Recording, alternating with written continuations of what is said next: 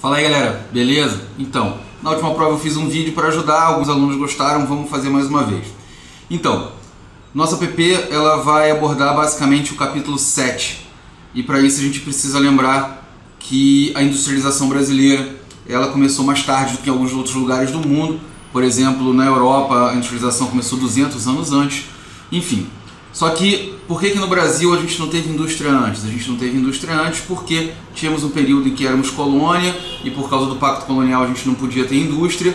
Posteriormente, já ali no século XIX, a gente não tinha um contexto favorável para tal, né? Enfim, só lembrando, nossa mão de obra era basicamente escrava, escravo não consome, não é mercado consumidor. Mercado consumidor é um fator importantíssimo para que a gente tenha indústria, enfim.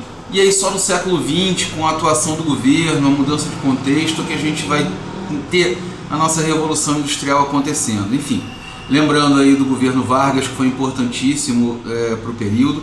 O café ele deixou uma herança importantíssima para que a nossa indústria pudesse começar a engatinhar, né?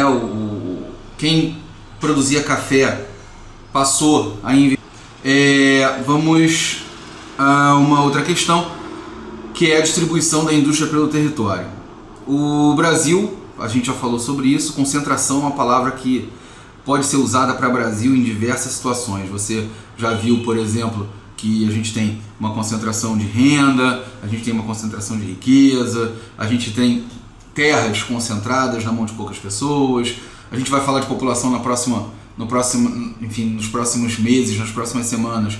E você vai ver também que a distribuição da população no Brasil ela é concentrada, então não é à toa também que, se a gente for falar de indústria, a gente vai ver que a distribuição dela pelo território brasileiro também é concentrada, né? As áreas mais industrializadas no Brasil são o Sudeste, o Sul, um pouco do litoral, mas de modo geral o interior, a região Norte, a região Centro-Oeste tem pouquíssima atividade industrial. Tem nas capitais, mas de modo geral é bem pouco. Enfim, isso se deve ao quê? Isso se deve basicamente à distribuição dos fatores locacionais, né? Eu falei na aula e coloquei no caderno de vocês que os fatores locacionais são basicamente mão de obra, mercado consumidor, matéria-prima e infraestrutura. Todos esses fatores estão concentrados nessas regiões que eu falei anteriormente, né? Então é natural que historicamente a indústria se desenvolvesse também nessas áreas, principalmente ali principalmente ali em São Paulo, né, na cidade de São Paulo, fazendo com que a cidade de São Paulo crescesse, lembrando sempre que indústria, urbanização e modernização agrícola caminharam juntas, né? São processos que acontecem simultaneamente, enfim, de forma contemporânea. Outra coisa importante é lembrar que os fatores locacionais tradicionais, né, que foram muito importantes para que o Brasil organizasse a indústria dessa maneira, hoje não tem mais o mesmo peso que tiveram no passado. Claro, são importantes, mas não exatamente da mesma maneira, né? O acesso, por exemplo, ao mercado consumidor hoje é de outra forma. A gente tem aí um sistema de telecomunicações muito moderno, a internet, que faz com que qualquer pessoa em qualquer lugar do mundo consiga acessar ou comprar um determinado tipo de produto desde que ele esteja exposto na internet, disponível na internet. Enfim, o transporte hoje ele é muito mais simples e barato do que era no passado. E mais eficiente também, ou seja, a indústria ou a atividade comercial não precisa mais ficar coladinho no mercado consumidor. A gente falou muito sobre isso. Outra coisa importante também que as empresas levam em consideração na hora de se instalar são os incentivos fiscais, né? Ou seja, o que a cidade oferece ou o que aquele governo oferece de facilidades ou de vantagens para que aquela indústria ou atividade comercial se instale ali, né? Ou seja, um terreno barato ou um terreno de graça, um imposto que é eliminado ou descontado, que faz com que seja interessante que para essa indústria se instalar naquele local, que não necessariamente é um local tradicionalmente onde as indústrias se colocam. Outro fator importante também é que as áreas tradicionais estão saturadas, ou seja, muito cheias, as cidades já não têm mais o espaço que tinham antigamente, são muito caras, né? Por exemplo, você pode traçar um paralelo com a cidade do Rio de Janeiro, que é uma das cidades mais caras do país. Então estar aqui é estar junto do trânsito, da violência, dos salários muito altos, enfim, dos impostos muito altos. Então essas indústrias muitas vezes buscam fugir dessas desvantagens que as cidades tradicionais e grandes oferecem para se aproximar de cidades que têm menos pressão sobre o território, que oferecem algumas outras vantagens. Por último, que foi o que a gente falou recentemente, a gente precisa lembrar da distribuição da população economicamente ativa pelos setores da economia. Lembrando aqui quais são os setores da economia: o primário, com a agricultura, pecuária e extrativismo; o secundário, com a indústria; e o terciário, basicamente, com prestação de serviço e comércio. No setor terciário, que é o setor diretamente ligado às grandes cidades, é aquele que mais se desenvolveu nas últimas décadas, a gente tem a maior parcela da população economicamente ativa, né? Lembrando que não é à toa que isso aconteceu. Se você pegar o que nós conversamos nas últimas aulas e lembrar que as pessoas começaram a sair do campo para a cidade, ou seja, começaram a sair das atividades agrícolas, né? Sair da agricultura, da pecuária e do extrativismo, migrar para as cidades, onde eu tinha indústria nascendo e que, consequentemente, também teve o comércio e a prestação de serviços acompanhando esse crescimento.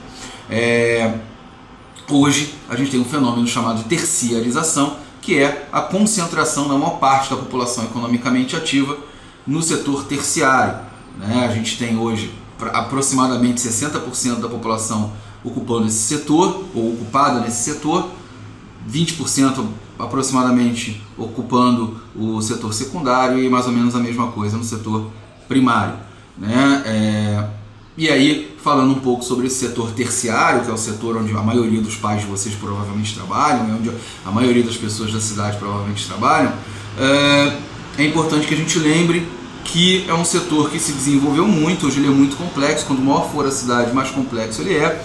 E ele é composto por, como eu já havia dito agora há pouco, ele é composto por comércio e prestação de serviços.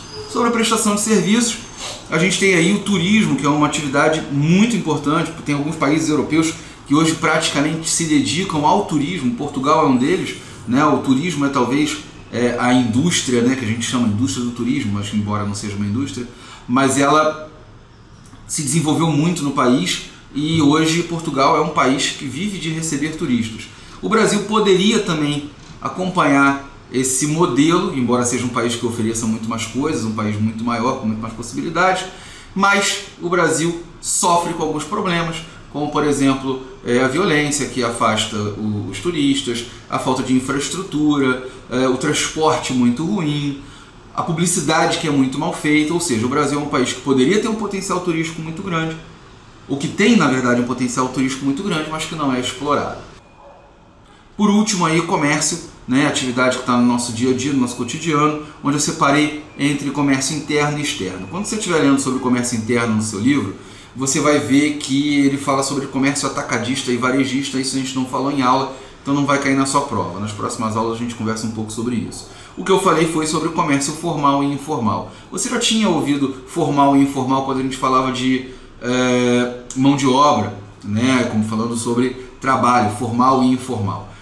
É basicamente a mesma coisa, né? O comércio formal é aquele que respeita os direitos previstos na CLT, na consolidação das leis trabalhistas, ou seja, o profissional dessa área tem atendido todos os seus direitos, 13º salário, 13º salário, férias remuneradas, licença maternidade no caso das mulheres, e vários outros direitos, além da mercadoria ter uma procedência, você tem todas as garantias em relação a ela, caso você veja um defeito, ela é trocada, enfim. E temos o comércio informal, onde essas leis trabalhistas não são necessariamente obedecidas. A mercadoria ela pode ou não ter uma procedência garantida.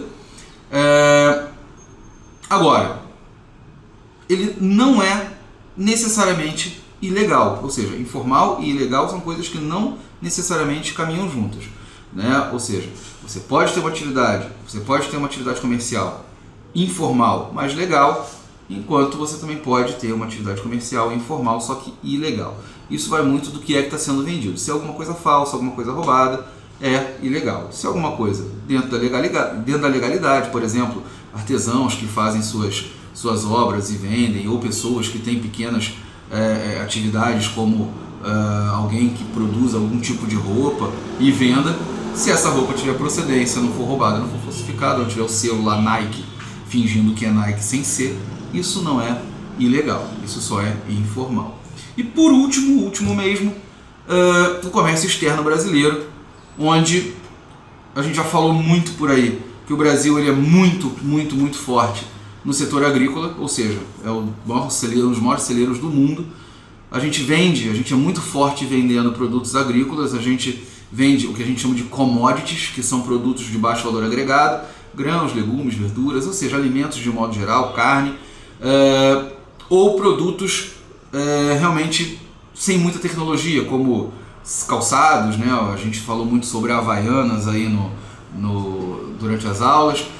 Só que nós consumimos, além de algumas coisas desse mesmo tipo, produtos de alta tecnologia. Se você pensar em qualquer produto eletrônico, eles quase que em sua totalidade são produtos de tecnologia estrangeira, que pertencem a marcas de multinacionais, ou seja, empresas que têm sede lá fora, mas que atuam aqui dentro do Brasil. Muitas vezes são montados no Brasil, são fabricados aqui, mas a tecnologia é externa, né? Não tem nenhuma montadora que você conheça de automóveis, nenhuma marca de automóvel que você conheça que seja brasileira. Não tem nenhuma marca, ou praticamente nenhuma marca de produtos eletrônicos que você conheça que seja genuinamente brasileira. Ou seja, a gente vende produtos baratos e compra produtos caros.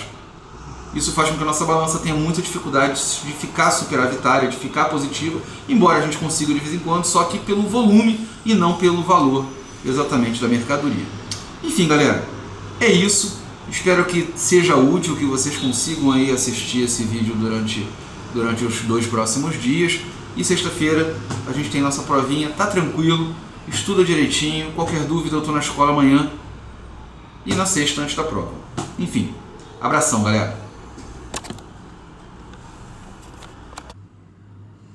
E voltei, olha só, esqueci de falar sobre o governo do Juscelino Kubitschek, que começa ali em meados da década de 50 e vai até o início da década de 60.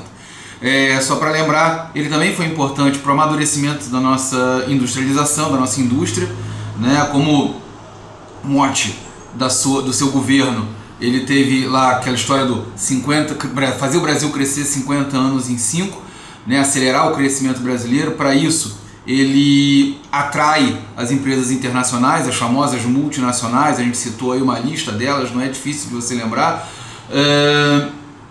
Essas multinacionais que vieram eram basicamente as multinacionais de produção de carro, né? Eram as montadoras de automóvel.